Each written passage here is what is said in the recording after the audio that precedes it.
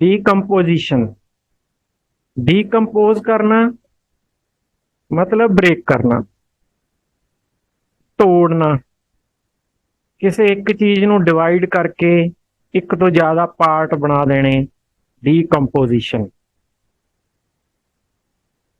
ਇੱਥੇ भी ਅਸੀਂ इदां ही करांगे। कुछ चीज़ां मैं रिवाइज कर देवां। रिलेशनल स्कीमा ਜਾਂ रिलेशन का मतलब टेबल है। ਉਹ टेबल रोज एंड कॉलम्स ਦੇ ਵਿੱਚ ਜਦੋਂ ਅਸੀਂ डाटा स्टोर करते हैं टेबल ਦੇ ਵਿੱਚ, ਉਸ ਨੂੰ ਅਸੀਂ ਇੱਥੇ ਕਹਾਂਗੇ ਰਿਲੇਸ਼ਨਲ ਸਕੀਮਾ ਜਾਂ रिलेशन। तो ये relational schema can be decomposed. कि ਜਿਹੜਾ ਰਿਲੇਸ਼ਨਲ ਸਕੀਮਾ ਜਾਂ ਟੇਬਲ ਹੈ ਉਹਨੂੰ ਅਸੀਂ ਡੀਕੰਪੋਜ਼ ਕਰ ਸਕਦੇ ਹਾਂ, ਮਤਲਬ ਡਿਵਾਈਡ ਕਰ ਸਕਦੇ ਹਾਂ, ਬ੍ਰੇਕ ਕਰ ਸਕਦੇ ਹਾਂ ਮਲਟੀਪਲ ਪਾਰਟਸ ਦੇ ਵਿੱਚ, into a collection of relational ਸਕੀਮਾਸ।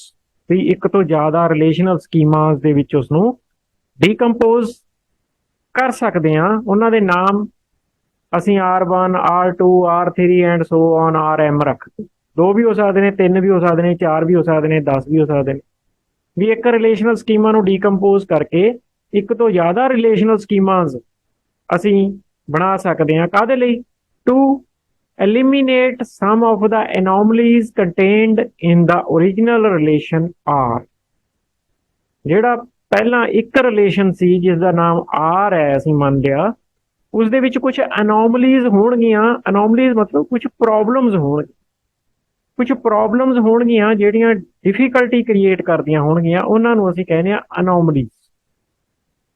ਉਹਨਾਂ ਅਨੋਮਲੀਜ਼ ਨੂੰ ਰਿਮੂਵ ਕਰਨ ਦੇ ਲਈ, ਖਤਮ ਕਰਨ ਲਈ, ਐਲੀਮੀਨੇਟ ਕਰਨ ਦੇ, ਅਸੀਂ ਉਸ ਆਰ ਨੂੰ ਬ੍ਰੇਕ ਕਰਾਂਗੇ, ਡੀਕੰਪੋਜ਼ ਕਰਾਂਗੇ। ਇੱਕ ਤੋਂ ਜ਼ਿਆਦਾ ਆਰ ਬਣ ਜਾਣਗੇ, ਮਤਲਬ R1 R2 R3 R4 ਇੱਦਾਂ ਉਹਦੇ ਆਰ ਦੇ ਪਾਰਟ ਬਣ ਜਾਣਗੇ, ਇੱਕ ਤੋਂ ਜ਼ਿਆਦਾ ਟੇਬਲ ਬਣ ਜਾਣਗੇ। ਜਿਵੇਂ ਸਿੱਧੇ ਕਹਾਂ ਤਾਂ ਕਿਵੇਂ ਹੋਏਗੀ decomposition? The decomposition of a relational schema ਜਿਸ ਦਾ ਨਾਮ ਅਸੀਂ ਆਰ ਮੰਨਿਆ ਹੋਇਆ ਹੈ, ਉਹਦੇ ਚ ਐਟਰੀਬਿਊਟ ਹੋਣਗੇ A1 A2 A3 and so on AN ਤੱਕ। ਐਟਰੀਬਿਊਟ ਕੀ? ਜਿਵੇਂ ਰੋਲ ਨੰਬਰ A1 ਹੈ ਮੰਨ ਲਓ, ਨੇਮ ਮੰਨ ਲਓ A2 ਹੈ, ਫਾਦਰ ਨੇਮ ਮੰਨ ਲਓ A3 ਹੈ, ਮਤਲਬ ਕਾਲਮਸ ਦੇ ਨਾਮ, ਉਹਨਾਂ ਨੂੰ ਅਸੀਂ ਐਟਰੀਬਿਊਟ ਕਹਿੰਦੇ ਹਾਂ।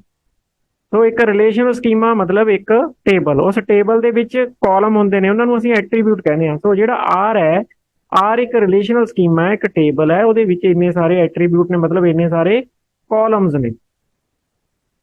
It is these columns, the relational schema is its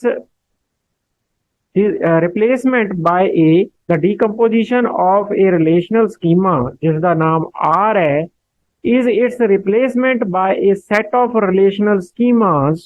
भी छोटे छोटे स्कीमा R1 R2 R3 बना देंगे such that RI मतलब R1 भी हो सकता, 2 भी हो सकता, 3 4 5 6 7 8 9 M तक कुछ भी हो सकता। हरेक RI will be less than और इक्वल टू R। वो तो श्योर ही है क्योंकि R ਨੂੰ ਤੋੜ ਕੇ RI बने ने। RI मतलब एनी वन, एनी सब पार्ट, R1 R2 R3 कोई भी। तो हरेक ਜਿਹੜਾ RI ਹੋਏਗਾ it will be less than और इक्वल टू R। R ਤੋਂ ਛੋਟਾ ਹੋਏਗਾ ਜਾਂ ਉਸਦੇ ਬਰਾਬਰ ਹੋ ਸਕਦਾ, ਉਸ ਤੋਂ ਵੱਡਾ ਨਹੀਂ ਹੋ ਸਕਦਾ। फॉर I 1 to M ਇਹਨੂੰ ਇਦਾਂ ਪੜ੍ਹਦੇ ਹਾਂ ਅਸੀਂ, ਇਹ ਲਿਖਿਆ ਇਹ ਹੋਇਆ ਵੀ 1 is less than equal to I is less than equal to M। Means I the value 1 ਤੋਂ ਲੈ ਕੇ M ਤੱਕ ਕੁਝ ਵੀ ਹੋ ਸਕਦੀ ਹੈ, ਕਿਉਂਕਿ R1 RI ਲਿਖਿਆ ਨਾ ਮੈਂ ਤੇ, RI ਮਤਲਬ R1 R2 R3 M ਤੱਕ ਕੋਈ ਵੀ ਵੈਲਿਊ ਹੋ ਸਕਦੀ ਹੈ। ਐਂਡ ਜੇ ਅਸੀਂ ਇਹਨਾਂ ਦੀ ਯੂਨੀਅਨ ਕਰ ਲਈਏ, R1 union R2 union R3 ਸਾਰਿਆਂ ਦੀ ਯੂਨੀਅਨ ਕਰ ਲਈਏ ਤਾਂ ਵਾਪਸ R ਬਣ ਜਾਏਗਾ। ਆਪਾਂ ਯੂਨੀਅਨ ਪਹਿਲਾਂ ਪੜਿਆ ਸੀ ਵੀ ਸਾਰਿਆਂ ਦੀ ਅਗਰ ਯੂਨੀਅਨ ਕਰ ਲਈਏ, ਮਤਲਬ ਸਾਰਿਆਂ ਨੂੰ ਇਕੱਠਾ ਕਰ ਲਈਏ ਜਿਹੜੇ ਛੋਟੇ ਪਾਰਟ ਨੇ, ਤਾਂ ਵਾਪਸ R ਜਿੰਨੇ ਬਰਾਬਰ ਹੋ ਜਾਣਗੇ। ਠੀਕ ਹੈ, ਸੋ ਇਸ ਤਰ੍ਹਾਂ ਕਹਿੰਦੇ ਆ ਡੀਕੰਪੋਜੀਸ਼ਨ। ਮੈਂ ਸਿੰਪਲ ਲੈਂਗੁਏਜ ਦੇ ਵਿੱਚ ਮੈਂ ਕਹਾਂ ਤਾਂ ਅਸੀਂ ਇੱਕ ਰਿਲੇਸ਼ਨ ਨੂੰ, ਇੱਕ ਟੇਬਲ ਨੂੰ ਇੱਕ ਤੋਂ ਜ਼ਿਆਦਾ ਟੇਬਲਸ ਦੇ ਵਿੱਚ ਜਾਂ ਰਿਲੇਸ਼ਨਸ ਦੇ ਵਿੱਚ ਤੋੜ ਰਹੇ ਹਾਂ। ਜਦੋਂ ਤੋੜਾਂਗੇ ਤਾਂ ਮੀਨਸ ਕਾਲਮ ਵੰਡੇ ਜਾਣਗੇ, ਕਿਸੇ 'ਚ ਰੋਲ ਨੰਬਰ ਤੇ ਨੇਮ ਤੇ ਮਾਰਕਸ ਰਹਿ ਗਏ, ਕਿਸੇ 'ਚ ਰੋਲ ਨੰਬਰ ਨੇਮ ਫਾਦਰ ਨੇਮ ਚਲਾ ਗਿਆ, ਕਿਸੇ ਦੇ ਵਿੱਚ ਨੇਮ ਦੁਬਾਰਾ ਤਾਂ ਜਾਣ ਦੀ ਲੋੜ ਨਹੀਂ, ਰੋਲ ਨੰਬਰ ਜ਼ਰੂਰ ਜਾਏਗਾ ਦੂਜੇ 'ਚ ਕਿਉਂਕਿ ਉਹ ਕੀ ਹੈ। ਸੋ ਆਪਾਂ ਅੱਗੇ ਪੜਾਂਗੇ ਕਿਵੇਂ ਡੀਕੰਪੋਜੀਸ਼ਨ ਨੂੰ ਆਪਾਂ ਕਰ ਸਕਦੇ ਹਾਂ ਪ੍ਰੈਕਟੀਕਲੀ। ਤਾਂ ਕਿਉਂ ਕਰ ਰਹੇ ਹਾਂ ਅਸੀਂ ਡੀਕੰਪੋਜ਼? ਕਿਉਂਕਿ ਐਨੋਮਲੀਜ਼ ਨੇ, ਕੁਝ ਪ੍ਰੋਬਲਮਸ ਨੇ ਜਿਹੜੀਆਂ ਕ੍ਰੀਏਟ ਹੋ ਰਹੀਆਂ ਨੇ, ਉਹਨਾਂ ਨੂੰ ਅਸੀਂ ਰਿਮੂਵ ਕਰਨਾ ਹੈ, ਐਲੀਮੀਨੇਟ ਕਰਨਾ। ਉਹ ਕਿਹੜੀਆਂ ਪ੍ਰੋਬਲਮਸ ਨੇ? ਫੋਲੋਇੰਗ ਐਨੋਮਲੀਜ਼ ਮੇ ਐਗਜ਼ਿਸਟ ਇਨ ਰਿਲੇਸ਼ਨਲ ਸਕੀਮਾ। ਇੱਕ ਤਾਂ ਰੀਡੰਡੈਂਸੀ ਵੱਡੀ ਪ੍ਰੋਬਲਮ ਹੈ, ਮਤਲਬ ਡਾਟਾ ਡੁਪਲੀਕੇਟ ਹੋ ਜਾਂਦਾ ਹੈ, ਰਿਵਾਈਜ਼ ਹੋ ਜਾਂਦਾ ਡਾਟਾ ਬਾਰ-ਬਾਰ, ਉਹ ਖਤਮ ਕਰਨੀ ਹੈ। ਇਨਕਨਸਿਸਟੈਂਸੀ ਹੈ ਜੋ, ਉਹ ਰੀਡੰਡੈਂਸੀ ਕਰਕੇ ਹੀ ਆਉਂਦੀ ਹੈ। ਇਨਕਨਸਿਸਟੈਂਸੀ ਦਾ ਮਤਲਬ ਹੁੰਦਾ ਕਨਫਿਊਜ਼ਨ, ਡਾਟਾ ਇੰਟੈਗਰਲ ਨਾ ਹੋਵੇ, ਉਦੋਂ ਇੰਟੈਗਰਿਟੀ ਲੌਸਟ ਹੋ ਜਾਂਦੀ ਹੈ ਡਾਟੇ ਦੀ। ਵੀ ਮੰਨ ਲਓ ਦੋ ਜਗ੍ਹਾ ਤੇ ਨਾਮ ਹੈ ਕਿਸੇ ਸਟੂਡੈਂਟ ਦਾ, ਇੱਕ ਤੇ ਉਹਦਾ ਨਾਮ ਡਬਲ ਹੀ ਨਾ ਲਿਖਿਆ, ਦੂਜੇ ਤੇ ਆਈ ਨਾ ਲਿਖਿਆ, ਤਾਂ ਇਹ ਕਨਫਿਊਜ਼ਨ ਕ੍ਰੀਏਟ ਹੋ ਗਈ, ਡਾਟਾ ਨॉन ਇੰਟੈਗਰਲ ਹੋ ਗਿਆ, ਡਾਟਾ ਇੰਟੈਗਰਿਟੀ ਲੌਸ ਹੋ ਗਈ, ਡਾਟਾ ਕਨਫਲਿਕਸ਼ਨ ਕ੍ਰੀਏਟ ਹੋ ਗਈ। ਇਸ ਨੂੰ ਇਨਕਨਸਿਸਟੈਂਸੀ ਕਹਾਂਗੇ। ਜਾਂ ਇੱਕ ਬੰਦੇ ਦਾ ਐਡਰੈਸ ਹੈ, ਦੋ ਜਗ੍ਹਾ ਤੇ ਹੈ, ਮਲਟੀਪਲ ਜਗ੍ਹਾ ਤੇ ਹੋਏਗਾ ਤਾਂ ਉਹਨੂੰ ਰੀਡੰਡੈਂਸੀ ਕਹਿੰਦੇ ਨੇ। ਰੀਡੰਡੈਂਸੀ ਦਾ ਮਤਲਬ ਹੈ ਡਾਟਾ ਡੁਪਲੀਕੇਟ ਹੈ, ਇਹ ਕਈ ਜਗ੍ਹਾ ਤੇ ਪਿਆ ਹੈ, ਉਹਨੂੰ ਰੀਡੰਡੈਂਸੀ ਕਹਿੰਦੇ ਨੇ। ਹੁਣ ਜੇ ਕਈ ਜਗ੍ਹਾ ਤੇ ਹੈ ਤਾਂ ਉਹ ਡਾਟਾ 'ਚ ਕਈ ਵਾਰ ਡਿਫਰੈਂਸਿਸ ਹੁੰਦੇ ਨੇ, ਉਹ ਡਿਫਰੈਂਸਿਸ ਨੇ ਜਿਹੜੇ ਇਨਕਨਸਿਸਟੈਂਸੀ। ਸਿੰਪਲ ਲੈਂਗੁਏਜ 'ਚ ਸਮਝਾਵਾਂ, ਦੁਬਾਰਾ ਦੱਸ ਦੇਣਾ। ਰੀਡੰਡੈਂਸੀ ਦਾ ਮਤਲਬ ਹੈ ਡਾਟਾ ਇੱਕ ਤੋਂ ਜ਼ਿਆਦਾ ਜਗ੍ਹਾ ਤੇ ਪਿਆ ਸੇਮ ਬੰਦੇ ਦਾ। ਇਨਕਨਸਿਸਟੈਂਸੀ ਦਾ ਮਤਲਬ ਹੈ ਉਹ ਜਿਹੜਾ ਮਲਟੀਪਲ ਜਗ੍ਹਾ ਤੇ ਪਿਆ ਹੈ ਉਹ ਮੈਚ ਨਹੀਂ ਕਰ ਰਿਹਾ, ਉਹ ਇਨਕਨਸਿਸਟੈਂਸੀ। ਇਨਸਰਟ ਐਨੋਮਲੀ ਦਾ ਮਤਲਬ ਹੈ ਡਾਟਾ ਇਨਸਰਟ ਕਰਨ ਵੇਲੇ ਪ੍ਰੋਬਲਮ ਆ ਰਹੀ ਹੈ। ਡਿਲੀਟ ਐਨੋਮਲੀ ਦਾ ਮਤਲਬ ਹੈ ਡਾਟਾ ਡਿਲੀਟ ਕਰਨ ਵੇਲੇ ਪ੍ਰੋਬਲਮ ਆ ਰਹੀ ਹੈ, ਕੋਈ ਇੰਪੋਰਟੈਂਟ ਡਾਟਾ ਡਿਲੀਟ ਹੋ ਰਿਹਾ। ਆਪਾਂ ਇਹਨੀਆਂ ਡਿਟੇਲ ਪੜ੍ਹਦੇ ਹਾਂ ਨੈਕਸਟ ਸਲਾਈਡ ਦੇ ਉੱਤੇ। Problems arising out of bad database design. ਜੇ ਸਾਡੇ ਡਾਟਾਬੇਸ ਦਾ ਡਿਜ਼ਾਈਨ ਪ੍ਰੋਪਰ ਨਹੀਂ ਹੈ, ਬੈਡ ਹੈ, ਤਾਂ ਸਾਡੇ ਕੋਲ ਆਹ ਪ੍ਰੋਬਲਮ ਕ੍ਰੀਏਟ ਹੋ ਸਕਦੀਆਂ ਨੇ। ਪਹਿਲੀ ਪ੍ਰੋਬਲਮ ਹੈ ਰੀਡੰਡੈਂਸੀ ਦੀ problem. Redundancy is the duplicate information. Multiple ਜਗ੍ਹਾ ਤੇ ਕੋਈ ਡਾਟਾ ਪਿਆ ਹੈ, ਇੱਕ ਤੋਂ ਜ਼ਿਆਦਾ ਜਗ੍ਹਾ ਤੇ ਪਿਆ, duplicate information stored in the database। storing information several times, ਇੱਕ ਤੋਂ ਜ਼ਿਆਦਾ ਵਾਰ ਅਗਰ ਤੁਸੀਂ ਇਨਫੋਰਮੇਸ਼ਨ ਸਟੋਰ ਕਰਦੇ ਹੋ, it may lead to the wastage of storage space। ਪਹਿਲੀ ਗੱਲ ਤਾਂ ਇਹ ਹਾਰਡ ਡਿਸਕ ਦੀ ਸਪੇਸ ਵੇਸਟ ਕਰੇਗਾ, ਪਹਿਲੀ ਪ੍ਰੋਬਲਮ ਇਹ ਹੋਏਗੀ। and an increase in the total size of the data stored, ਤੇ ਡਾਟੇ ਦਾ ਜਿਹੜਾ ਟੋਟਲ ਸਾਈਜ਼ ਆ ਉਹ ਵੱਧ ਜਾਏਗਾ। ਮੰਨ ਲਓ ਇੱਕ ਬੰਦੇ ਦਾ ਰਿਕਾਰਡ ਇੱਕ ਜਗ੍ਹਾ ਤੇ ਸਟੋਰ ਹੈ, ਫਿਰ ਤਾਂ ਘੱਟ ਸਪੇਸ ਅਕੂਪਾਈ ਹੋਏਗੀ, ਡਾਟਾ ਘੱਟ ਹੋਏਗਾ। ਪਰ ਜੇ ਦੋ ਦੋ ਤਿੰਨ ਤਿੰਨ ਜਗ੍ਹਾ ਤੇ ਕਰ ਦਈਏ ਤਾਂ ਕਿੰਨਾ ਡਾਟਾ ਸਟੋਰ ਹੋ ਜਾਏਗਾ, ਡਾਟੇ ਦੀ ਅਮਾਊਂਟ ਬਹੁਤ ਵੱਧ ਗਈ ਤੇ ਵੇਸਟੇਜ ਬਹੁਤ ਵੱਧ ਗਈ। ਇਹ ਰੀਡੰਡੈਂਸੀ ਕਰਕੇ ਪ੍ਰੋਬਲਮ ਆਉਂਦੀ। ਦੂਜੀ ਗੱਲ ਹੈ ਇਨਕਨਸਿਸਟੈਂਸੀ। ਇਹ ਰੀਡੰਡੈਂਸੀ ਕਰਕੇ ਹੀ ਇਨਕਨਸਿਸਟੈਂਸੀ ਪੈਦਾ ਹੁੰਦੀ ਹੈ, ਇਹਦੇ ਕਰਕੇ ਆਹ ਚੀਜ਼ ਪੈਦਾ ਹੋ ਜਾਂਦੀ। ਕਿਵੇਂ? ਰੀਡੰਡੈਂਸੀ ਨਾਲ ਡੁਪਲੀਕੇਟ ਡਾਟਾ ਹੋ ਗਿਆ।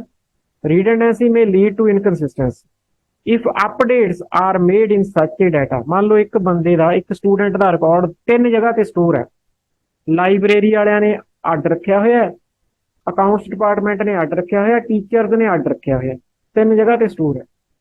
ਹੁਣ ਮੰਨ ਲਓ ਕਿ ਸਟੂਡੈਂਟ ਕਹਿੰਦਾ ਵੀ ਮੈਂ ਜੀ ਐਡਰੈਸ ਬਦਲਿਆ ਜਾਂ ਮੇਰਾ ਫੋਨ ਨੰਬਰ ਬਦਲ ਗਿਆ, ਉਹ ਇੱਕ ਬੰਦੇ ਨੂੰ ਦੱਸ ਦਿੰਦਾ ਹੈ, ਅਕਾਊਂਟ ਵਾਲਿਆਂ ਨੂੰ ਦੱਸ ਦਿੰਦਾ ਹੈ, ਕਿਉਂਕਿ ਉੱਥੇ ਫੀਸ ਭਰਨ ਗਿਆ ਸੀ, ਉਹਨੂੰ ਦੱਸਤਾ ਮੇਰਾ ਜੀ ਅਕਾਊਂਟ ਨੰਬਰ ਬਦਲ ਗਿਆ। ਉਹਨਾਂ ਨੇ ਤਾਂ ਬਦਲਤਾ, ਉਹਦਾ ਜਿਹੜਾ ਅਕਾਊਂਟ ਨੰਬਰ ਨਹੀਂ, ਫੋਨ ਨੰਬਰ ਬਦਲ ਦਿੱਤਾ, ਪਰ ਟੀਚਰ ਨੇ ਤੇ ਲਾਇਬ੍ਰੇਰੀ ਵਾਲੇ ਨੇ ਬਦਲਿਆ ਹੀ ਨਹੀਂ। ਹੁਣ ਕੁਛ ਟਾਈਮ ਬਾਅਦ ਪਤਾ ਨਹੀਂ ਲੱਗਣਾ ਵੀ ਕਿਹੜਾ ਉਹਦਾ ਸਹੀ ਫੋਨ ਨੰਬਰ ਹੈ, ਤਾਂ ਉਸ ਚੀਜ਼ ਨੂੰ ਅਸੀਂ ਇਨਕਨਸਿਸਟੈਂਸੀ ਕਹਾਂਗੇ, ਮਤਲਬ ਕਨਫਿਊਜ਼ਨ ਹੋ ਗਈ, data ਇਨਕਨਸਿਸਟੈਂਸੀ। If same information is stored at multiple places in the database and while updating information is not updated at all places, update ਕਰਨ ਵੇਲੇ ਜੇ ਸਾਰੀ ਜਗ੍ਹਾ ਤੇ ਅਪਡੇਟ ਹੋ ਜਾਂਦੀ ਫਿਰ ਕੋਈ ਪ੍ਰੋਬਲਮ ਨਹੀਂ ਸੀ, ਪਰ ਜੇ ਸਾਰੀ ਜਗ੍ਹਾ ਤੇ ਨਾ ਹੋਵੇ, it becomes difficult to decide which copy of information is correct। ਜੇ ਉਹ ਮਲਟੀਪਲ ਜਗ੍ਹਾ ਤੇ ਡਾਟਾ ਸਟੋਰਡ ਹੈ ਤੇ ਸਾਰੇ ਜਗ੍ਹਾ ਤੇ ਅਪਡੇਟ ਨਹੀਂ ਹੁੰਦਾ, ਤਾਂ ਇਹ ਪਤਾ ਕਰਨਾ, ਡਿਸਾਈਡ ਕਰਨਾ ਔਖਾ ਹੋ ਜਾਂਦਾ ਕਿ ਕਿਹੜੀ ਕਾਪੀ, ਕਿਹੜੀ ਜਗ੍ਹਾ ਤੇ ਡਾਟਾ ਸਹੀ ਹੈ, ਕਿਹੜੀ ਜਗ੍ਹਾ ਤੇ ਗਲਤ ਹੈ। It is called inconsistency. It is also called update anomaly. ਇਹਨੂੰ ਅਪਡੇਟ ਐਨੋਮਲੀ ਵੀ ਕਹਿੰਦੇ ਆ, ਕਿਉਂਕਿ ਅਪਡੇਟ ਕਰਨ ਦੇ ਨਾਲ ਇਹ ਪ੍ਰੋਬਲਮ ਕ੍ਰੀਏਟ ਹੋਈ, ਇਸ ਕਰਕੇ ਇਸਨੂੰ ਅਪਡੇਟ ਐਨੋਮਲੀ ਕਹਿੰਦੇ ਆ। ਉਸੇ ਤਰ੍ਹਾਂ ਸਾਡੇ ਕੋਲ ਇਨਸਰਟ ਐਨੋਮਲੀ ਹੈ, ਇਨਸਰਟ ਕਰਨਾ ਪ੍ਰੋਬਲਮ ਕ੍ਰੀਏਟ ਹੁੰਦੀ ਹੈ। If there is some dependency among two pieces of information such that second piece of information cannot be inserted, if first piece of information is not available, it is called insert anomaly। ਮਤਲਬ ਕੀ ਹੋਇਆ? ਮੰਨ ਲਓ ਵੀ ਤੁਸੀਂ ਕਿਸੇ student ਦਾ record insert ਕਰਨਾ ਹੈ, ਤੇ ਉਸ ਰਿਕਾਰਡ ਨੂੰ ਇਨਸਰਟ ਕਰਨ ਦੇ ਲਈ ਫਾਦਰ ਨੇਮ ਇਨਸਰਟ ਕਰਨਾ ਜ਼ਰੂਰੀ ਹੈ, ਜਾਂ ਮੰਨ ਲਓ ਡੇਟ ਆਫ ਬਰਥ ਇਨਸਰਟ ਕਰਨਾ ਜ਼ਰੂਰੀ ਹੈ ਮਤਲਬ ਉਹਨੂੰ ਛੱਡ ਨਹੀਂ ਸਕਦੇ। ਹੁਣ ਜਿਸ ਟਾਈਮ ਤੇ ਰਿਕਾਰਡ ਇਨਸਰਟ ਕਰ ਰਹੇ ਹੋ ਉਸ ਵੇਲੇ ਡੇਟ ਆਫ ਬਰਥ ਪਤਾ ਨਹੀਂ, ਹੁਣ ਕੀ ਹੋਏਗਾ? ਜਾਂ ਤਾਂ ਤੁਸੀਂ ਉਹ ਰਿਕਾਰਡ ਹੀ ਇਨਸਰਟ ਨਹੀਂ ਕਰੋਗੇ, ਜੇ ਤੁਸੀਂ ਰਿਕਾਰਡ ਹੀ ਇਨਸਰਟ ਨਹੀਂ ਕਰੋਗੇ ਤਾਂ ਹੋ ਸਕਦਾ ਬਾਅਦ ਚ ਤੁਸੀਂ ਭੁੱਲ ਜਾਵੋ ਉਹ ਰਿਕਾਰਡ ਇਨਸਰਟ ਕਰਨਾ।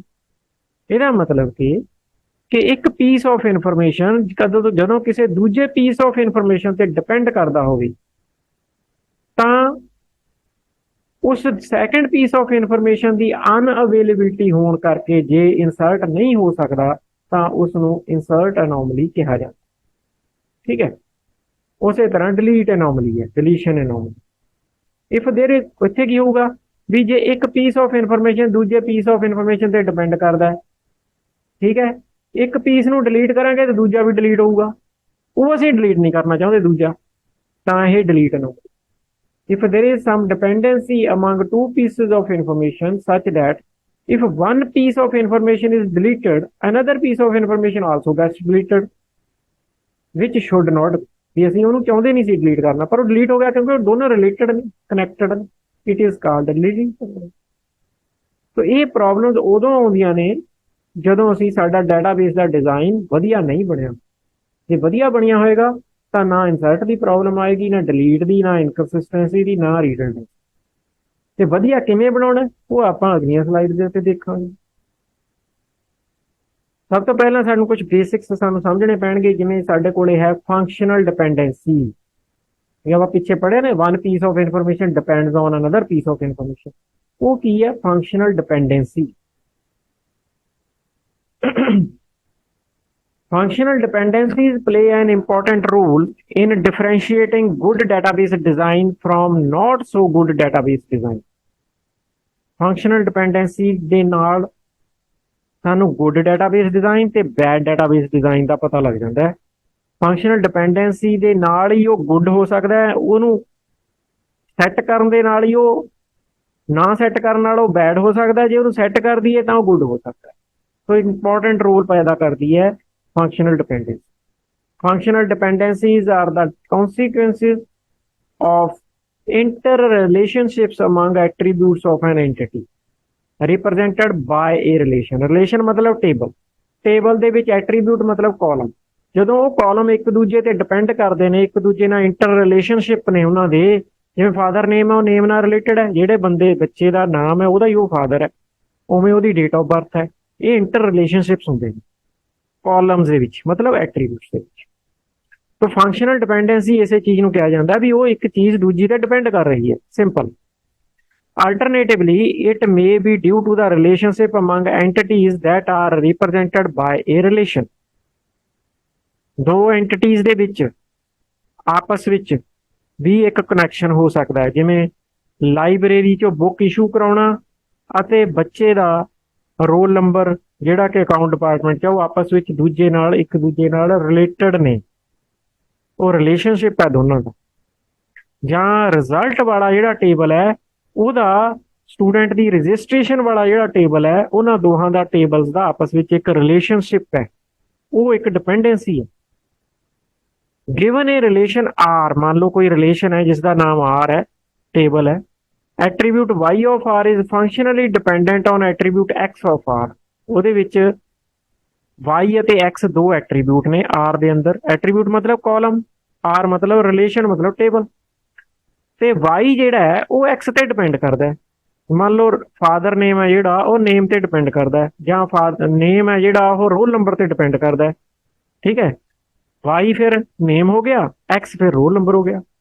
And only if each x value in R is associated with precisely one value in R, ਤੇ ਜਿਹੜੀ x ਦੀ ਇੱਕ ਵੈਲਿਊ ਹੈ ਉਹ ਐਸੋਸੀਏਟਡ ਹੈ y ਦੀ ਇੱਕ ਵੈਲਿਊ ਦੇ ਨਾਲ, ਤਾਂ ਇਸ ਨੂੰ ਅਸੀਂ ਡਿਪੈਂਡੈਂਸੀ ਨੂੰ ਇਦਾਂ ਲਿਖਾਂਗੇ, y is dependent on x। Arrow ਬੇਸ਼ੱਕ ਇੱਧਰ ਨੂੰ ਪਾਇਆ ਹੋਇਆ ਹੈ ਪਰ ਇਹਦਾ ਮਤਲਬ ਹੈ ਕਿ x ਤੇ y ਡਿਪੈਂਡ ਕਰਦਾ ਹੈ, x ਤੇ y ਡਿਪੈਂਡ ਕਰਦਾ, x ਦੇ ਉੱਤੇ y ਡਿਪੈਂਡ ਕਰਦਾ ਹੈ, ਮਤਲਬ y is dependent on x, y x ਤੇ ਡਿਪੈਂਡ ਕਰਦਾ। ਠੀਕ ਹੈ, ਜਿਵੇਂ ਨੇਮ ਹੈ ਜਿਹੜਾ ਉਹ ਰੋਲ ਨੰਬਰ ਤੇ ਡਿਪੈਂਡ ਕਰਦਾ। ਸਮਝੇ। ਇਸ ਤਰ੍ਹਾਂ ਦੋ ਐਟਰੀਬਿਊਟ ਨੇ, ਦੋ ਕਾਲਮ ਨੇ, ਇੱਕ ਕਾਲਮ ਦੂਜੇ ਤੇ ਡਿਪੈਂਡ ਕਰਦਾ ਹੁੰਦਾ, ਉਸ ਨੂੰ ਅਸੀਂ ਫੰਕਸ਼ਨਲ ਡਿਪੈਂਡੈਂਸੀ ਕਹਿੰਦੇ, ਤੇ ਉਹਨੂੰ ਅਸੀਂ ਇਦਾਂ ਰਿਪਰੈਜ਼ੈਂਟ ਕਰਦੇ ਹਾਂ ਐਰੋ ਪਾ ਕੇ, ਐਕਸ ਐਰੋ ਵਾਈ, ਇਹ ਵਾਈ ਐਕਸ ਤੇ ਡਿਪੈਂਡ ਕਰਦਾ ਹੈ। ਸੋ ਇਹ ਗੱਲ ਸਮਝ ਲੱਗਣੀ ਚਾਹੀਦੀ, ਅਗਲੀਆਂ ਸਲਾਈਡਸ ਤਾਂ ਸਮਝ ਲੱਗਣਗੇ। ਫੰਕਸ਼ਨਲ ਡਿਪੈਂਡੈਂਸੀਜ਼ ਦੀ ਇੱਕ ਐਗਜ਼ਾਮਪਲ ਦਿੰਦਾ। ਮੰਨ ਲਓ ਸਾਡੇ ਕੋਲ ਇੰਪਲਾਈ ਨਾਂ ਦਾ ਇੱਕ ਟੇਬਲ ਹੈ ਜਿਹਨੂੰ ਰਿਲੇਸ਼ਨ ਕਿਹਾ ਜਾ ਰਿਹਾ ਇੱਥੇ, ਇਹਦੇ ਅੰਦਰ ਆ ਐਟਰੀਬਿਊਟ ਨੇ, ਐਟਰੀਬਿਊਟ ਮਤਲਬ column, employee code, employee name, department, grade, salary, age, address, ਇਹ ਉਹਦੇ ਚ ਕਾਲਮ ਨੇ। ਸੋ ਇਹ ਜਿਹੜੇ ਰਿਲੇਸ਼ਨ ਨੇ ਉੱਪਰ ਆਪਾਂ ਜਿਹੜਾ ਦੇਖਿਆ ਪੜ੍ਹਿਆ, ਇਹਦੇ ਵਿੱਚ ਆ ਫੰਕਸ਼ਨਲ ਡਿਪੈਂਡੈਂਸੀਜ਼ ਨੇ। F1 ਇੱਕ ਡਿਪੈਂਡੈਂਸੀ ਹੈ, ਜਿਹੜਾ ਨੇਮ ਹੈ ਇੰਪਲਾਈ ਨੇਮ, ਉਹ ਇੰਪਲਾਈ ਕੋਡ ਤੇ ਡਿਪੈਂਡ ਕਰਦਾ ਹੈ। ਠੀਕ ਹੈ, ਇੰਪਲਾਈ ਕੋਡ ਬਦਲੇਗਾ ਤਾਂ ਨੇਮ ਵੀ ਬਦਲ ਜਾਏਗਾ। ਹਰੇਕ ਇੰਪਲਾਈ ਦਾ ਅੱਡ ਕੋਡ ਹੁੰਦਾ ਨਾ, ਡਿਪੈਂਡ ਕਰਦਾ ਇਹਦਾ ਮਤਲਬ। ਉਸੇ ਨਾਲ ਇੱਕ ਹੋਰ ਡਿਪੈਂਡੈਂਸੀ F2, ਡਿਪਾਰਟਮੈਂਟ ਆ ਜਿਹੜਾ, ਉਹ ਵੀ ਇੰਪਲਾਈ ਕੋਡ ਤੇ ਡਿਪੈਂਡ ਕਰਦਾ। ਜੇ ਇੰਪਲਾਈ ਕੋਡ ਬਦਲੇਗਾ ਤਾਂ ਡਿਪਾਰਟਮੈਂਟ ਵੀ ਚੇਂਜ ਹੋ ਜਾਏਗਾ। ਹਾਲਾਂਕਿ ਡੁਪਲੀਕੇਟ ਵੈਲਿਊ ਹੋ ਸਕਦੀ ਹੈ, ਇੱਕ ਡਿਪਾਰਟਮੈਂਟ 'ਚ ਇੱਕ ਤੋਂ ਜ਼ਿਆਦਾ ਜਿਹੜੇ ਨੇ ਉਹ ਇੰਪਲਾਈ ਹੋ ਸਕਦੇ ਨੇ, ਦੋ ਇੰਪਲਾਈਜ਼ ਦਾ ਸੇਮ ਡਿਪਾਰਟਮੈਂਟ ਹੋ ਸਕਦਾ ਹੈ, ਪਰ ਉਹਦੀ ਡਿਪੈਂਡੈਂਸੀ ਦੀ ਕੈਟੇਗਰੀ ਅੱਡ ਹੋ ਜਾਏਗੀ, ਪਰ ਡਿਪੈਂਡ ਤਾਂ ਕਰਦਾ ਨਾ। F3 ਇਹਦੇ 'ਚ employee code and grade age, ਇਹ ਤਿੰਨਾਂ ਦੇ ਉੱਤੇ ਸੈਲਰੀ ਡਿਪੈਂਡ ਕਰਦੀ ਹੈ। ਸੈਲਰੀ ਇੱਕ ਹੈ ਪਰ ਇਹ ਤਿੰਨ ਤੇ ਡਿਪੈਂਡ ਕਰਦੀ ਹੈ। ਇੰਪਲਾਈ ਦਾ ਕੋਡ ਕੀ ਹੈ, ਉਹਨੂੰ ਗ੍ਰੇਡ ਕਿਹੜਾ ਮਿਲ ਰਿਹਾ, ਉਹਦੀ ਉਮਰ ਕਿੰਨੀ ਹੈ, ਕਿਉਂਕਿ ਉਮਰ ਦੇ ਹਿਸਾਬ ਨਾਲ, ਗ੍ਰੇਡ ਦੇ ਹਿਸਾਬ ਨਾਲ ਉਹਦੀ ਸੈਲਰੀ ਬਦਲੇਗੀ। ਇਹ ਡਿਪੈਂਡ ਕਰਦਾ ਤਿੰਨ ਚੀਜ਼ਾਂ। ਉਸੇ ਤਰ੍ਹਾਂ F4 ਇੱਕ ਡਿਪੈਂਡੈਂਸੀ ਹੈ ਜਿਸ ਦੇ ਵਿੱਚ ਏਜ ਹੈ ਜਿਹੜੀ, ਉਹ ਇੰਪਲਾਈ ਦੇ ਕੋਡ ਤੇ ਡਿਪੈਂਡ ਕਰਦੀ ਹੈ।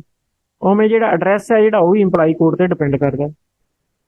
ਤਾਂ ਇੱਥੇ ਸਾਡੇ ਕੋਲੇ 5 ਤਰ੍ਹਾਂ ਦੀ ਆਹ ਡਿਪੈਂਡੈਂਸੀ ਹੈ: full functional dependency, partial dependency, transitive dependency, multi value dependency and joint dependency.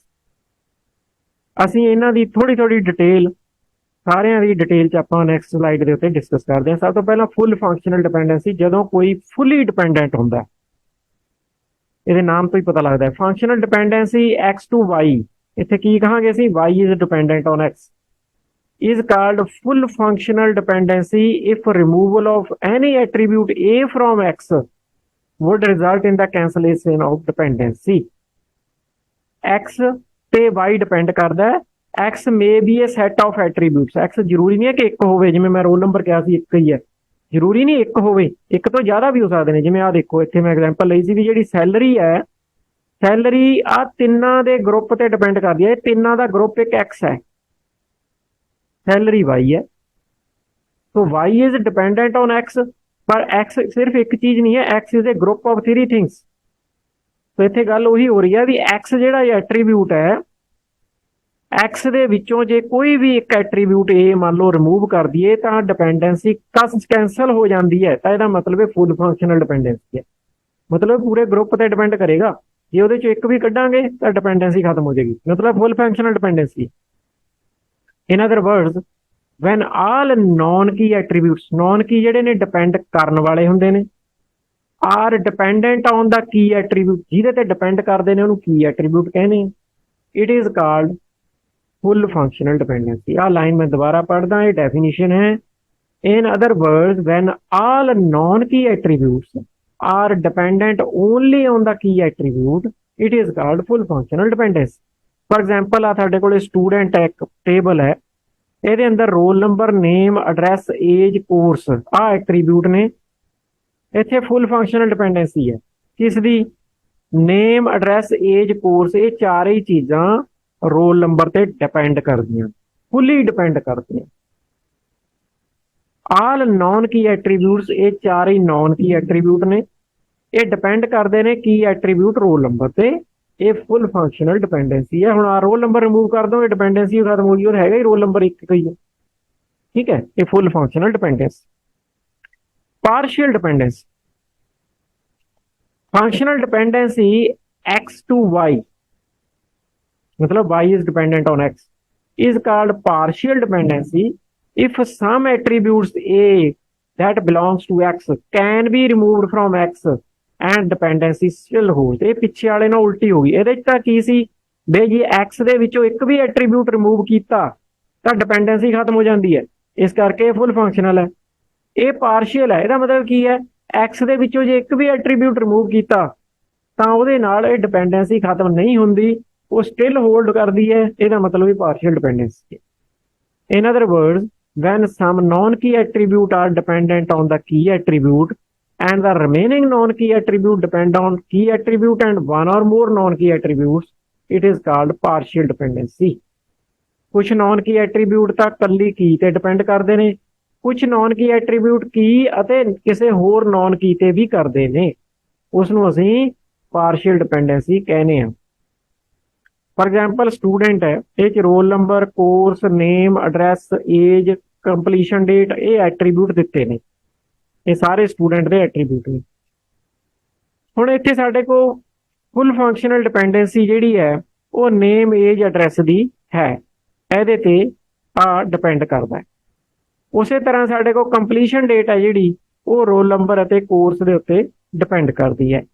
ਨॉन key attribute name, address, age are dependent on key attribute r number, but non key attribute ਜਿਹੜੀ completion date ਹੈ depends on both key attribute roll number and non key attribute course।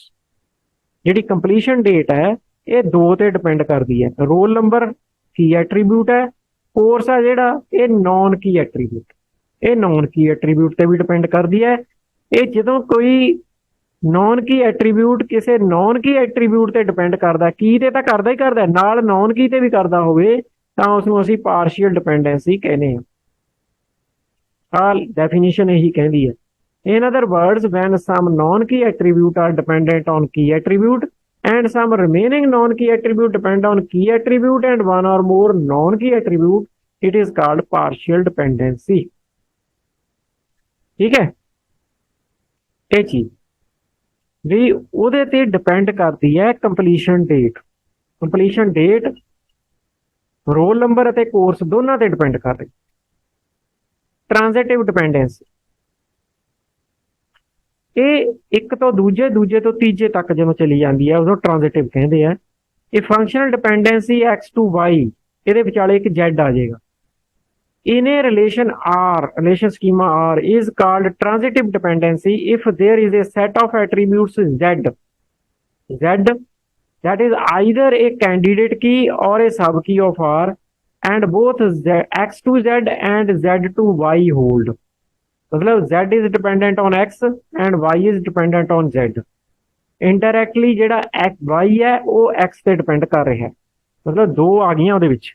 ਪਹਿਲਾਂ ਤਾਂ ਆਪਾਂ ਗੱਲ ਕਰ ਰਹੇ ਸੀ कि x to y मतलब y is dependent on x direct, ਹੁਣ ਕੀ ਹੈ z is dependent on x, y is dependent on z, ਤਾਂ indirectly y is dependent on x। ਇਹ transitive dependence। In other words, when one non-key attribute depends on other non-key attribute, transitive dependency exists। ਹੁਣ ਜਿਹੜਾ z ਹੈ ਇਹ non-key attribute ਹੈ, ਠੀਕ ਹੈ, ਤਾਂ y ਵੀ non-key ਹੈ। y ਨॉन की ਦੂਜੇ ਨॉन की ਤੇ ਡਿਪੈਂਡ ਕਰਦਾ, ਉਹ ਨॉन की ਅੱਗੇ ਕੀ ਤੇ ਡਿਪੈਂਡ ਕਰਦਾ, ਤਾਂ ਟ੍ਰਾਂਜ਼ਿਟਿਵ ਡਿਪੈਂਡੈਂਸੀ ਬਣ ਜਾਂਦੀ ਹੈ। In general case of transitive dependencies is as follows. ABC are three attributes of a relation and if C is related to B, if B is related to A, then C is indirectly related to A। ਜਿਵੇਂ ਮੈਂ ਉੱਪਰ ਦੱਸਿਆ, ਚਾਹੇ XYZ ਕਹਿ ਲਓ ਚਾਹੇ ABC ਕਹਿ ਲਓ, ਮੈਂ ਸਿਰਫ ਸਮਝਾਉਣ ਲਈ ABC ਦੁਬਾਰਾ ਚੇਂਜ ਕਰਕੇ ਦਿਖਾਏ ਨੇ ਵੀ C ਆ ਜਿਹੜਾ ਉਹ B ਤੇ ਡਿਪੈਂਡ ਕਰਦਾ, B A ਤੇ ਡਿਪੈਂਡ ਕਰਦਾ, ਇਹਦਾ ਮਤਲਬ C A ਤੇ ਡਿਪੈਂਡ ਕਰਦਾ। ਜਿਵੇਂ ਮੈਂ ਉੱਪਰ ਲਿਖਿਆ ਸੀ ਕਿ Y ਆ ਜਿਹੜਾ Z ਤੇ ਡਿਪੈਂਡ ਕਰਦਾ, Z X ਤੇ ਡਿਪੈਂਡ ਕਰਦਾ, ਇਹਦਾ ਮਤਲਬ Y indirectly X ਤੇ ਡਿਪੈਂਡ ਕਰਦਾ। We can remove transitive dependency by decomposing the relation into two separate relations which are to be linked using a foreign key। Primary की foreign key relationship ਬਣ ਜਾਂਦਾ ਹੁੰਦਾ ਹੈ, ਉਹਦੇ ਨਾਲ ਟ੍ਰਾਂਜ਼ਿਟਿਵ ਡਿਪੈਂਡੈਂਸੀ ਖਤਮ ਹੋ ਜਾਂਦੀ ਹੈ। Z ਨੂੰ ਕੱਢ ਕੇ ਅਸੀਂ ਅਲੱਗ ਟੇਬਲ 'ਚ ਲੈ ਜਾਵਾਂਗੇ। ਫॉर एग्जांपल स्टूडेंट है, ਇਹਦੇ ਅੰਦਰ ਰੋਲ ਨੰਬਰ, ਕੋਰਸ ਨੇਮ, ਐਡਰੈਸ, ਏਜ, ਟੋਟਲ ਮਾਰਕਸ ਨੇ। ਅਸੀਂ ਇਹਨੂੰ ਜਿਹੜੀ ਟ੍ਰਾਂਜ਼ਿਟਿਵ ਡਿਪੈਂਡੈਂਸੀ ਹੈ ਉਹ ਇੱਥੇ ਬਣੀ ਹੋਈ ਹੈ, ਤਾਂ ਅਸੀਂ ਦੋ ਟੇਬਲ ਬਣਾਤੇ। ਰੋਲ ਨੰਬਰ ਤੇ ਡਿਪੈਂਡ ਕਰੇਗਾ course name, address and age. Course ਤੇ ਡਿਪੈਂਡ ਕਰੇਗਾ ਟੋਟਲ ਮਾਰਕਸ। ठीक है, so non key attribute total marks depends on non key attribute course। ਹੁਣ ਕਿਉਂਕਿ ਇੱਕ ਨॉन की ਦੂਜੇ ਨॉन की ਤੇ ਡਿਪੈਂਡ ਕਰ ਰਿਹਾ ਹੈ, ਇਸ ਕਰਕੇ ਇੱਥੇ ਟ੍ਰਾਂਜ਼ਿਟਿਵ ਡਿਪੈਂਡੈਂਸੀ ਹੈ। ਅਸੀਂ ਰੋਲ ਨੰਬਰ, ਕੋਰਸ ਅਤੇ ਟੋਟਲ ਮਾਰਕਸ ਅੱਡ ਕੱਢ ਦਾਂਗੇ, ਰੋਲ ਨੰਬਰ, ਨੇਮ, ਐਡਰੈਸ, ਏਜ ਅਲੱਗ ਬਣਾ ਦਾਂਗੇ। ਜਦੋਂ ਆਪਾਂ ਇਹਨੂੰ ਡੀਕੰਪੋਜ਼ ਕਰਾਂਗੇ ਉਹ ਆਪਾਂ ਅੱਗੇ ਦੇਖਾਂਗੇ। ਮਲਟੀ ਵੈਲਿਊ ਡਿਪੈਂਡੈਂਸੀ, ਮਲਟੀ ਵੈਲਿਊਡ ਮਤਲਬ ਮਲਟੀਪਲ ਵੈਲਿਊਜ਼ ਆ ਜਾਂਦੀਆਂ ਨੇ ਇੱਕ ਦੇ ਅਗੇਂਸਟ। ਇਹ ਮਲਟੀ ਵੈਲਿਊ ਡਿਪੈਂਡੈਂਸੀ ਅਸੀਂ ਇੱਥੇ ਡਬਲ ਐਰੋ ਨਾਲ ਇਹਨੂੰ ਸ਼ੋ ਕਰਦੇ ਹੁੰਦੇ ਆ। ਇੱਥੇ ਕਹਾਂਗੇ y is multi valued dependent on x. In the relation schema R allows two or more couples मतलब records, rows, two or more couples with the same x value but different y value. ਇੱਥੇ word T ਨਾਲ ਲਿਖਿਆ ਜਾਂਦਾ ਟਪਲਸ, ਤੁਸੀਂ ਟਪਲਸ ਕਹਿਣਾ ਟਪਲਸ ਕਹਿ ਲਓ, ਪਰ ਰਿਕਮੈਂਡ ਕਰਿਆ ਜਾਂਦਾ ਕਈ ਬੁੱਕਸ ਦੇ ਵਿੱਚ ਕਿ ਇਹਨੂੰ ਕਪਲ ਬੋਲਣਾ, couples. allows two or more couples with the same x value but different y value। ਆ ਦੇਖੋ ਇੱਥੇ x ਵੈਲਿਊ ਜਿਹੜੀ ਆ ਉਹ ਸੇਮ ਹੋਵੇ ਤੇ y ਵੈਲਿਊ ਜਿਹੜੀ ਆ ਉਹ ਡਿਫਰੈਂਟ ਹੋ ਜਾਵੇ, ਤਾਂ ਉੱਥੇ ਅਸੀਂ ਕਹਿੰਦੇ ਆ ਕਿ ਇਹ ਜਿਹੜਾ ਮਲਟੀ ਵੈਲਿਊਡ ਡਿਪੈਂਡੈਂਸੀ ਹੈ। ਠੀਕ ਹੈ। ਡਿਪੈਂਡੈਂਟ ਨੇਮ ਇੱਥੇ ਦੇਖੋ ਵਾਈਫ, ਸਨ, ਡਾਟਰ, ਇਹ ਤਿੰਨ ਨੇ, ਤਿੰਨੋਂ ਅਲੱਗ-ਅਲੱਗ ਹੋ ਗਏ, ਪਰ ਇਧਰਲੇ ਪਾਸੇ ਇੰਪਲਾਈ ਨੰਬਰ ਸੇਮ ਹੈ, ਇੰਪਲਾਈ ਦਾ ਨੇਮ ਸੇਮ ਹੈ। ਠੀਕ ਹੈ। ਲੇਕਿਨ ਇਹਦਾ ਡਿਪੈਂਡੈਂਟ ਦਾ ਨੇਮ ਅਲੱਗ ਹੋ ਗਿਆ, ਡਿਪੈਂਡੈਂਟ ਦਾ ਰਿਲੇਸ਼ਨਸ਼ਿਪ ਅੱਡ ਹੋ ਗਿਆ। ਇਹ multi value dependency. This is in contrast to functional dependencies where we cannot have two couples with the same x value but different y value। ਬਾਕੀਆਂ ਦੇ ਵਿੱਚ ਅਸੀਂ ਕਹਿੰਦੇ ਆ ਕਿ x ਵੈਲਿਊ ਸੇਮ ਨਹੀਂ ਹੋਣੀ ਚਾਹੀਦੀ, ਡੁਪਲੀਕੇਟ ਨਹੀਂ ਹੋਣੀ ਚਾਹੀਦੀ, ਪਰ ਇੱਥੇ ਡੁਪਲੀਕੇਟ ਹੈ ਕਿਉਂਕਿ ਡਿਪੈਂਡੈਂਟ ਅਲੱਗ-ਅਲੱਗ ਨੇ, ਫਿਰ ਰਿਕਾਰਡ ਤਾਂ ਰੱਖਣਾ ਹੀ ਹੈ ਨਾ। ਇਸ ਕਰਕੇ ਬਾਕੀ ਦੀਆਂ ਡਿਪੈਂਡੈਂਸੀਜ਼ ਦੇ ਨਾਲੋਂ ਇਹ ਡਿਪੈਂਡੈਂਸੀ ਡਿਫਰੈਂਟ ਹੈ। Functional dependencies are also referred to as equality generating dependencies, and multi-value dependencies are also called couple generating dependencies, ਕਿਉਂਕਿ ਇਹ 'ਚ multiple records ਦੇ ਵਿੱਚ value dependency ਦੇਖੀ ਜਾਂਦੀ ਹੈ, ਇਸ ਕਰਕੇ ਇੱਥੇ ਇਸ ਨੂੰ couple generating dependency ਕਿਹਾ ਜਾਂਦਾ ਹੈ multi value dependency। ਜਿਹੜੀਆਂ ਬਾਕੀ ਦੀਆਂ ਫੰਕਸ਼ਨ ਡਿਪੈਂਡੈਂਸੀਜ਼ ਨੇ ਉਹਨਾਂ 'ਚ ਅਸੀਂ ਇਕੁਐਲਿਟੀ ਜਨਰੇਟਿੰਗ ਡਿਪੈਂਡੈਂਸੀ ਉਹਨਾਂ ਨੂੰ ਕਹਿੰਦੇ ਆ, ਕਿਉਂਕਿ ਉਹ 'ਚ ਇੱਕੋ ਹੀ ਰਿਕਾਰਡ ਨੂੰ ਅਸੀਂ ਦੇਖਦੇ ਹਾਂ। ਇਹ 'ਚ ਅਸੀਂ ਮਲਟੀਪਲ ਰਿਕਾਰਡ ਦੇਖਦੇ ਹਾਂ ਤਾਂ ਪਤਾ ਲੱਗਦਾ ਮਲਟੀਪਲ ਡਿਪੈਂਡੈਂਸੀ ਦਾ, ਇਸ ਕਰਕੇ ਕਪਲ ਜਨਰੇਟਿੰਗ ਡਿਪੈਂਡੈਂਸੀ ਇਹਨੂੰ ਕਿਹਾ ਜਾਂਦਾ। ਤੋ ਜਿਵੇਂ ਹੁਣ ਮੰਨ ਲਓ ਇੰਪਲਾਈ ਹੈ, ਇੰਪਲਾਈ ਨੰਬਰ, ਇੰਪਲਾਈ ਨੇਮ, ਡਿਪੈਂਡੈਂਟ ਨੇਮ, ਰਿਲੇਸ਼ਨਸ਼ਿਪ, ਜੁਆਇਨ, ਸੈਲਰੀ, ਇਹਦੇ ਤੇ ਐਟਰੀਬਿਊਟ ਨੇ। ਇੱਥੇ ਮਲਟੀ ਵੈਲਿਊ ਡਿਪੈਂਡੈਂਸੀ ਕੀ ਹੈ? ਡਿਪੈਂਡੈਂਟ ਨੇਮ ਅਤੇ ਡਿਪੈਂਡੈਂਟ ਰਿਲੇਸ਼ਨਸ਼ਿਪ ਮਲਟੀ ਵੈਲਿਊਡ ਹੀ ਡਿਪੈਂਡੈਂਟ ਹੈ ਇੰਪਲਾਈ ਨੰਬਰ ਤੇ, ਕਿਉਂਕਿ ਇਹਦੀਆਂ ਇੱਕ ਇੰਪਲਾਈ ਨੰਬਰ ਦੇ ਲਈ ਇੱਕ ਤੋਂ ਜ਼ਿਆਦਾ ਡਿਪੈਂਡੈਂਟ ਐਂਡ ਰਿਲੇਸ਼ਨਸ਼ਿਪ ਆ ਜਾਣੇ, ਮਲਟੀਪਲ ਰਿਕਾਰਡ 'ਚ ਡਾਟਾ ਡੁਪਲੀਕੇਟ ਹੋ ਜਾਣਾ। ਆ ਦੇਖੋ ਇਹ multi value dependency. Join dependency, the property of a relation schema that cannot be decomposed looselessly into two simpler relational schemas। ਜਦੋਂ ਅਸੀਂ ਕਿਸੇ ਰਿਲੇਸ਼ਨਲ ਸਕੀਮਾ ਨੂੰ ਡੀਕੰਪੋਜ਼ ਨਾ ਕਰ ਸਕੀਏ, ਲੂਜ਼ਲੈਸਲੀ ਮਤਲਬ ਡਾਟਾ ਲਾਸ ਕੀਤੇ ਬਿਨਾ, but can be decomposed into three or more simpler relations looselessly is called joint dependency। ਮਤਲਬ ਇੱਕ ਰਿਲੇਸ਼ਨਲ ਸਕੀਮਾ ਨੂੰ, ਇੱਕ ਟੇਬਲ ਨੂੰ ਦੋ 'ਚ ਅਸੀਂ ਡਿਵਾਈਡ ਨਹੀਂ ਕਰ ਸਕਦੇ। ਜੇ ਦੋ 'ਚ ਕਰਾਂਗੇ ਤਾਂ ਡਾਟਾ ਲਾਸ ਹੋਏਗਾ, ਪਰ ਜੇ ਤਿੰਨ ਜਾਂ ਤਿੰਨ ਤੋਂ ਵੱਧ 'ਚ ਕਰਦੇ ਆ ਫਿਰ ਡਾਟਾ ਲਾਸ ਨਹੀਂ ਹੁੰਦਾ। ਜਦੋਂ ਇਦਾਂ ਦੀ ਕੰਡੀਸ਼ਨ ਸਾਡੇ ਸਾਹਮਣੇ ਆਉਂਦੀ ਹੈ ਤਾਂ ਉਹਨੂੰ ਅਸੀਂ ਕਹਿੰਦੇ ਆ ਜੁਆਇਨ ਡਿਪੈਂਡੈਂਟ। ਮਤਲਬ ਦੋ 'ਚ ਨਹੀਂ ਡਿਵਾਈਡ ਕਰ ਸਕਦੇ, ਤਿੰਨ 'ਚ ਕਰ ਲਓਗੇ ਤਾਂ ਠੀਕ ਹੈ, ਚਾਰ 'ਚ ਕਰ ਲਓਗੇ ਠੀਕ ਹੈ, ਦੋ 'ਚ ਕਰੋਗੇ ਡਾਟਾ ਲਾਸ ਹੋਏਗਾ, ਤਿੰਨ 'ਚ ਕਰੋਗੇ ਨਹੀਂ ਹੋਏਗਾ, ਤਾਂ ਉਹ ਜੁਆਇਨ ਡਿਪੈਂਡੈਂਸੀ ਹੈ। ਜਿਵੇਂ ਇੱਥੇ ਆ ਐਗਜ਼ਾਮਪਲ ਦਿੱਤੀ ਹੋਈ ਹੈ, ਟੇਬਲ ਹੈ, ਇਹ 'ਚ ਵੈਂਡਰ ਕੋਡ ਹੈ, ਆਈਟਮ ਕੋਡ ਹੈ, ਪ੍ਰੋਜੈਕਟ ਕੋਡ ਹੈ।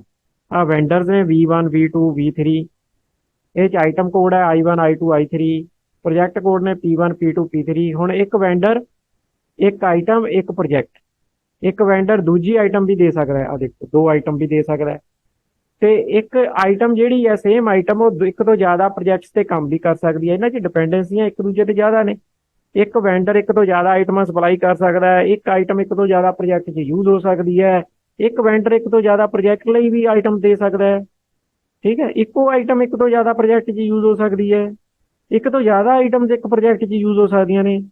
ਮਤਲਬ ਇੱਥੇ ਕਈ ਤਰ੍ਹਾਂ ਦੀਆਂ ਮਲਟੀ ਵੈਲਿਊ ਡਿਪੈਂਡੈਂਸੀਜ਼ ਆ ਗਈਆਂ। ਆ ਦੇਖੋ multiple items, same vendor, multiple projects same vendor, multiple items same project, ਇਹ ਸਾਰੀਆਂ ਮਲਟੀ ਵੈਲਿਊ ਡਿਪੈਂਡੈਂਸੀਜ਼ ਨੇ।